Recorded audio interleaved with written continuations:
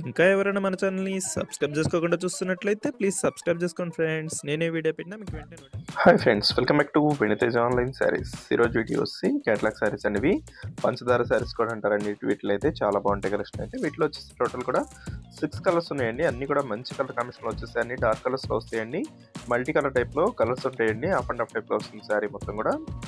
ఇలా డిజైన్ అనేది కూడా వస్తుంది, గ్లిటర్ డిజైన్ ఉంటుందండి. శారీ మొత్తం కూడా ఈ విధంగా వస్తుంది.